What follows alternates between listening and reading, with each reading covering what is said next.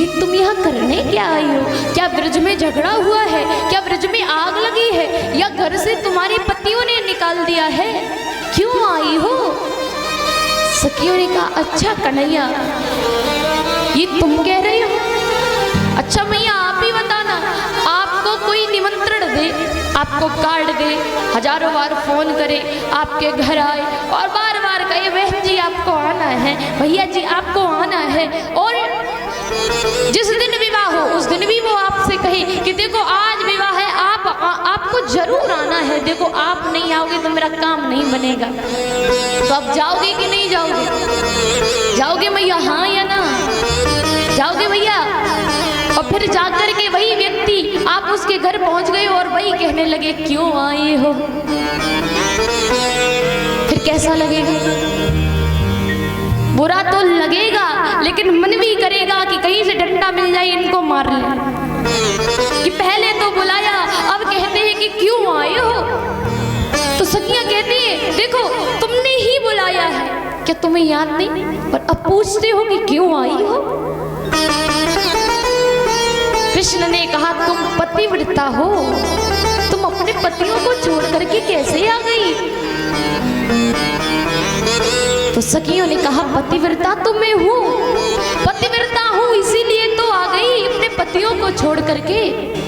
अच्छा कृष्ण आप ही बताओ, पतिव्रता की बात आई है तो आप बताओ। मेरे पति एक माटी का पुतला मुझको दे दे, उसे खूब सजा धजा बिल्कुल मेरे पति के ही जैसा है, और वो कुछ दिनों के लिए बाहर चले जाए और हमसे कह जाए कि जब तक मैं नहीं आऊं आप इसी की सेवा करना, इन्हीं को पति मान करके इन्हें भोजन खिलाना, इनकी सेवा करना।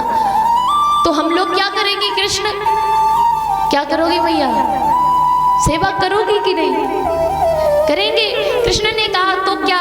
उन्होंने कहा है कि करना उनकी सेवा, तो पति की बात मानना तुम्हारा धर्म है, तुम उनकी सेवा जरूर करोगी। हाँ ठीक है कृष्ण, मैं सेवा करूंगी, लेकिन जब वही पति 2-3 दिन बाद हमारे घर पर आए और मैं अपने माटी के पुतले की पति की सेवा कर रही हूँ और वो गेट खटखटाए और बोले कि दरवाजा खोलो मैं आ गया, तो मेरा क्या कर्तव्य बनता है कि वो माटी का पुतला है उसी की सेवा करती रही, या असली पति जो दरवाजा खटखटा रहा है उसके पास जाऊं? क्या करोगी मैया आप? उसी माटी के पुतले की सेवा करोगी या जो असली पति आया है उसका स्वागत करोगी?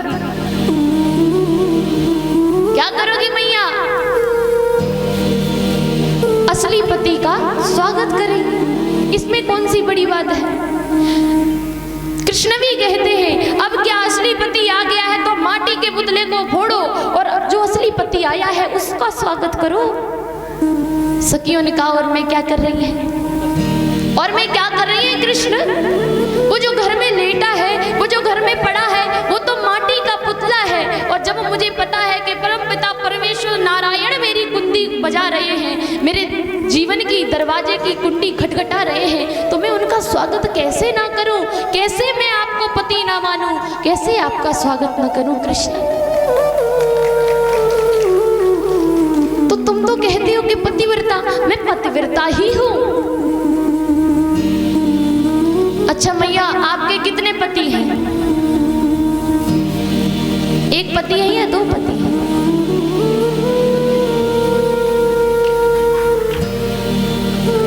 कितने कितने हैं मैया बताओ?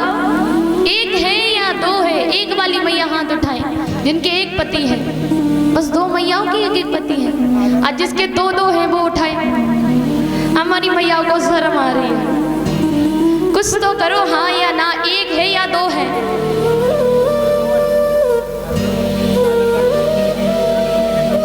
देखो मैया, एक पति जो होता है वो सांसारिक रूप से होता है, सांसारिक लोगों की नजर में होता है, लेकिन एक पति जो परम पिता है, जो सबका माता पिता भी है, पति भी है, भाई भी है, बहन भी है, हर नाता उससे है।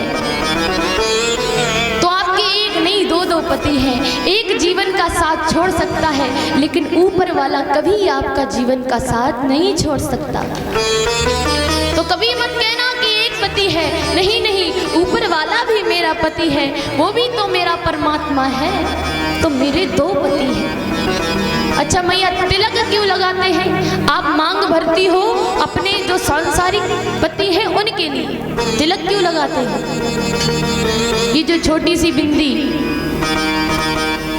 वो अपने कृष्ण के लिए लगाते हैं। कृष्ण ने ये नहीं कहते कि मेरे लिए मांग भरो, बस मेरे लिए तिलक लगा दो, यही मेरा मांग भरना हुआ। ये मांग, ये तिलक ही कृष्ण की मांग भरने का स्वरूप है। तो इस तिलक को कभी तिलक नहीं कहना, ये कृष्ण के नाम की मांग भरी गई है, क्योंकि कृष्ण सिर्फ मेरा है। सखियां कहती हैं देखो कृष्ण अभी भी समझ जाओ, तुमने ही मुझे बुलाया है, अभी भी जान जाओ। वो कहती मैंने नहीं बुलाया, देखो अब तो सखियां पैर से गड्ढा करने लगे हैं। कृष्ण ने पूछा ये क्या कर रही हो? कि कुछ नहीं, गड्ढा कर रही है, इसमें कूद के मरेगी। कूद के मरोगी तो ऐसे तो वर्ष लग जाएंगे, आप पैर के अंगूठे से गड्ढा खोद रही हो, ऐसे तो वर्षों में भी गड्ढा नहीं खुदेगा। तुम कहो तो एक चरण की ध्वनि में मैं गड्ढा खोद दूं और सब डूब डूब के मर जाना। कि कृष्ण तुम्हें नहीं समझ में आता कि मैं पैर के अंगूठे से गड्ढा इसलिए खोद रही हूं कि जब तक गड्ढा खोजे तुम्हारे समझ में आ जाए कि तुमने ही बुलाया है, तुम ही ने मुझे बुलाया है, क्यों तुम हमें परेशान कर रहे हो? तब कृष्ण ने गोपियों को कहा है हाँ हाँ हमने ही बुलाया है, आज हम महाराज करेंगे, आज हम नृत्य करेंगे। और भगवान ने जब गोपियों को इतना समझाया है, गोपियां कहती हैं हे कृष्ण तुम कहते हो कि घरवाले पति को अपना माना जाए, कैसे माना जाए? उसके मरने पर हमारे मांग का सिंदूर, हमारे हाथों के चूड़ा, हमारे पैर की मावर तक छूट जाती है, तो मैं उसको कैसे पति मानूं? कि ऐसे वर को क्या वरूं जो जन्मे और मर जाए,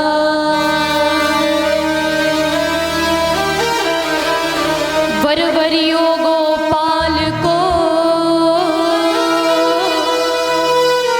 जो छुड़ लो अमर हो जाए। कि कृष्ण को अपना पति बनाओ, जिससे आपकी चूड़ियां, आपका श्रृंगार अमर हो जाए। सांसारिक पतियों को मत बनाओ। और गोपियां भगवान के साथ में महाराज करने लगती हैं। और जब भोले बाबा ने जाना है कि आज श्री कृष्ण महाराज कर रहे हैं, तो मैया पार्वती को मनाने लगे, देखो देखो देवी तुम तो जा रही हो तैयार होकर कृष्ण के महाराज में, मुझे भी जाना है, मुझे भी ले चलो ना। अब तो मैया बोली है तुमको कैसे ले जाऊं, इतना ओगड़ भेष बना रखा है, बिच्छू सर पे लटकाए रखते हो, वश में लगा कर रखते हो, इतने लंबे चौड़े ये बड़ी जटा, तुमको कैसे ले जाऊं स्वामी में? आप कुछ भी करो देवी, आज मुझे भी कृष्ण के महाराज में जाना है। तो ठीक है, पार्वती मैया ने कहा कुछ उपाय निकालते हैं, चलो फिर। और भोले बाबा तैयार होने लगते हैं एक सखी के रूप में, और ब्रज आने की तैयारी कर रहे हैं, ब्रज में आकर के महाराज की तैयारी कर रहे हैं। कैसे कर रहे हैं मैया? हम भी जाने के बाबा क्या बहाना लेकर, क्या स्वरूप लेकर के आ रहे हैं। और ये इसी मध्य में 100 रुपये का दान आया है भागवत में, जगजीवन राय उनकी तरफ से, और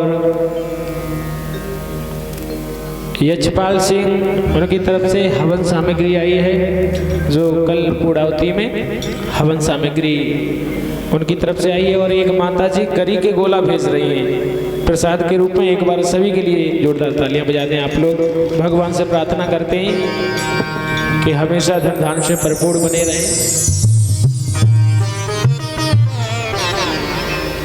और भोले बाबा ब्रज की तरफ चलते हैं कि एक दिन वो भोले के ब्रज की नारी वृंदावन आ गए हैं, वृंदावन आ गए हैं। एक दिन वो भोली भंडारी बन के ब्रज की नारी वृंदावन आ गई है, वृंदावन आ गई है। एक दिन वो भोले भंडारी बन के ब्रज की नारी वृंदावन आ गए हैं, वृंदावन आ गए हैं। पार्वती मना तिहारी नामाने बनवारी वृंदावन आ गई है, वृंदावन आ गई है। पार्वती भी मना के हारी नामाने त्रिपुरारी वृंदावन आ गए हैं।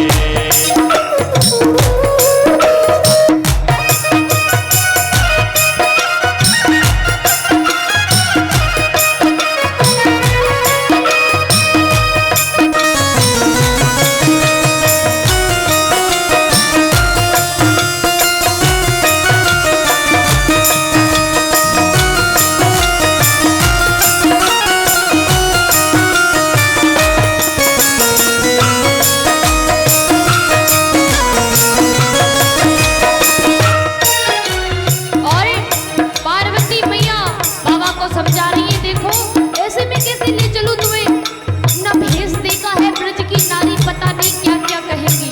और मैया बोली है, बाबा बोले हैं मैया से, अरे देवी पार्वती से बोले मैं भी चलूंगा तेरे संग में। ओए होए पार्वती से बोले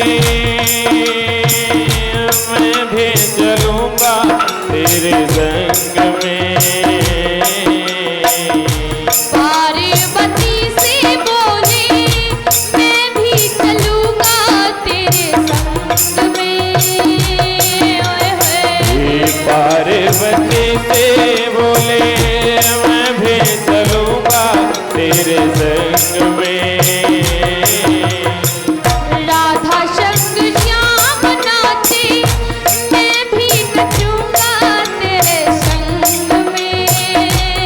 ओए होए राधा संग श्याम नाचे मैं भी नचूंगा तेरे संग में। रास रचेगा ब्रज में भारी, रास रचेगा ब्रज में भारी, हमें दिखाओ प्यारी वृंदावन आ गए हैं। वृंदावन आ गए हैं। एक दिन वो भोले भंडारी बन के ब्रज की नारी वृंदावन आ गए हैं, वृंदावन आ गए हैं।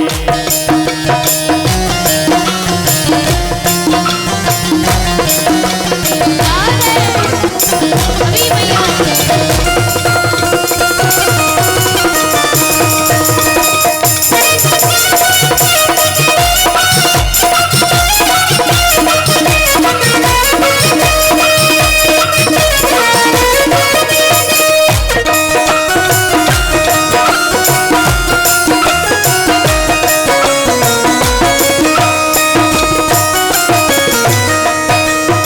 और मैया बोली है, अरे स्वामी तुम्हें कैसे ले जाऊं, ब्रज की नारियां सब गालियां देंगी कि इतनी बड़ी स्त्री कहां से आ गई। और मैया बोली है, ओ मेरे भोले स्वामी कैसे ले जाऊं तुम्हें साथ में। ओए होए ओ मेरे भोले स्वामी कैसे ले जाऊं महाराष्ट्र में। ओ मेरे भोले स्वामी कैसे ले जाऊं तुम्हें साथ में। ओए होए ओ मेरे भोले स्वामी कैसे ले जाऊं तुम्हें रास में। मोहन के सिवा वहाँ कोई पुरुष ना जाए रास में। ओए होए मोहन के सिवा वहाँ कोई पुरुष ना जाए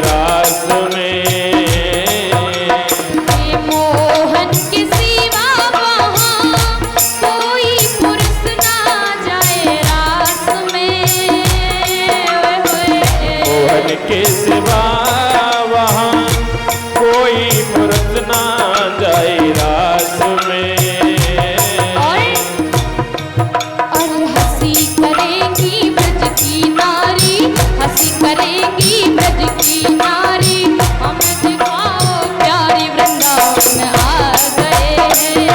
वृंदावन आ गए एक दिन वो भोले भंडारी बन के ब्रज के नारे वृंदावन आ गए हैं, वृंदावन आ गए हैं।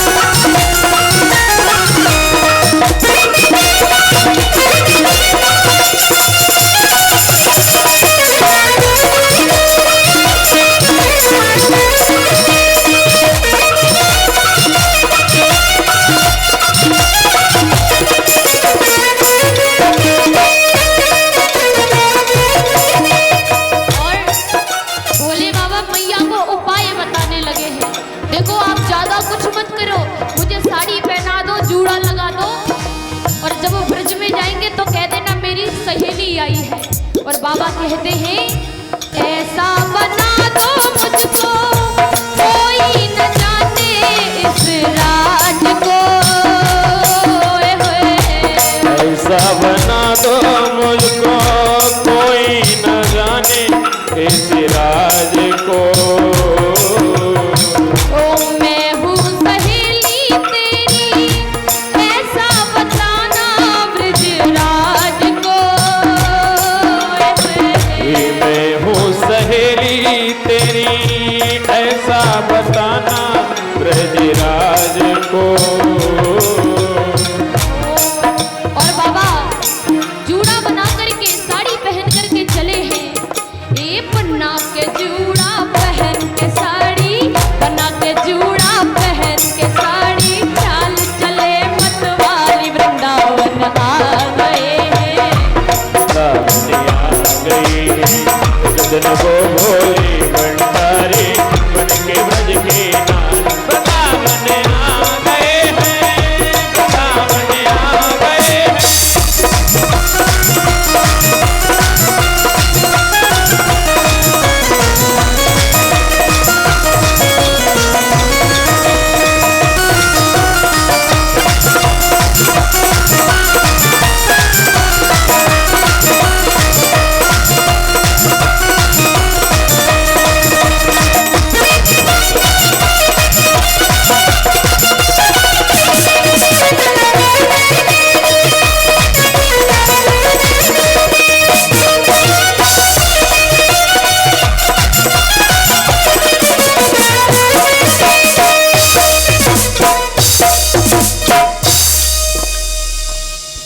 अब तो बाबा साड़ी पहन करके जूड़ा बना करके ब्रज में चले हैं। और जैसे ही ब्रज में बाबा पहुंचे हैं, कृष्ण ने तो जान लिया कि ये भोलेनाथ ही हैं। और जैसे ही मुरली बजाई है मेरे सांवरे ने, भोले बाबा अपनी सब सुध बुध भूल गए हैं। और जैसे ही नृत्य किया है बाबा ने, उनके सिर से पल्लू हट गया है और बाबा का स्वरूप कन्हैया के सामने आ गया। लाला ने महाराज लीला की। महाराज के बाद में लाला थोड़ी थोड़ी रास लीला करते रहते हैं। गोपियों को आनंद दिलाने के लिए थोड़ी थोड़ी रास लीला कृष्ण करते रहते हैं। और एक बार फिर से गोपियों को बुलाया है, सखियों को बुलाया है। बुला करके कृष्ण उनके साथ में रास लीला कर रहे हैं। रास लीला में आज गोपियों के मन में अभिमान आ गया। अभिमानी गोपियां बोली हैं कि देखो ये नारायण, ये कृष्ण विष्णु अवतार है। और ये हम जैसी साधारण गोपियों के साथ में नृत्य करने को परेशान रहता है। देखो कृष्ण हमें ज्यादा मानता है, ये भगवान होकर के भी हमारे बिना खुश नहीं रह सकता। यानी कृष्ण को पाकर के उनके मन में स्वार्थ आ गया है इस बात का कि कृष्ण मुझसे खुश रहते हैं। ये अभिमान गोपियों को बड़ा भारी पड़ गया। जैसे ही गोपियों ने सोचा, अरे देखो जगत का पालनहारा ये कृष्ण हम गोपियों के साथ में है, हम गोपियों के वश में है, हम गोपियों के साथ नृत्य कर रहा है। उसी समय प्रभु वहां से अंतर्ध्यान हो गए हैं, अंतर्ध्यान हो गए हैं हमारे कन्हैया। अब तो गोपियां परेशान हैं, अरे हमारे कृष्ण कहाँ गए, अरे मेरा लाला, अरे मेरा ठाकुर, मेरा कन्हैया कहाँ गया, परेशान है।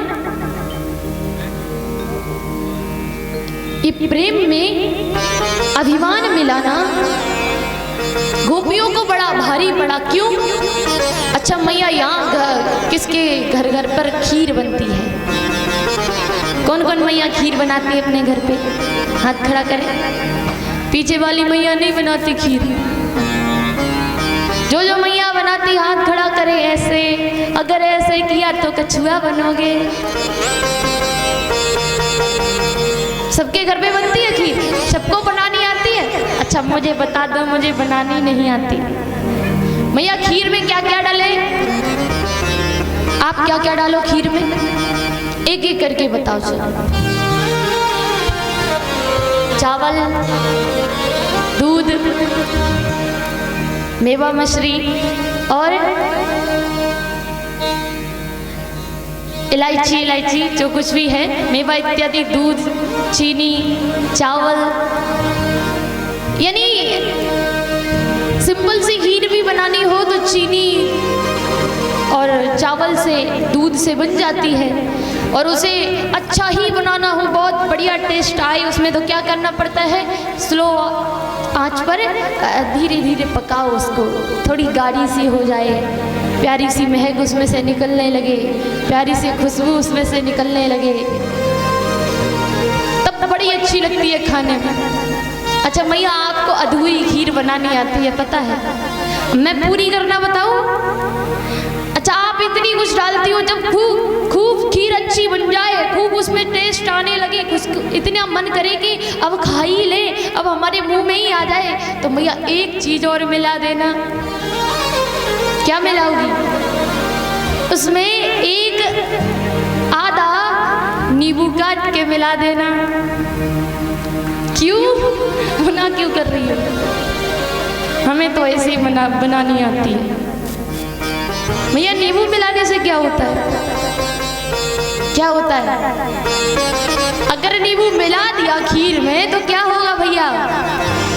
खीर फट जाएगी। यानी आपने 1-1.5 घंटे से जिस खीर को इतना धीरे धीरे बनाया, जो इतनी टेस्टी बन गई थी कि मुंह में आते ही पानी आ रहा है कि मुंह में आ जाए और उसमें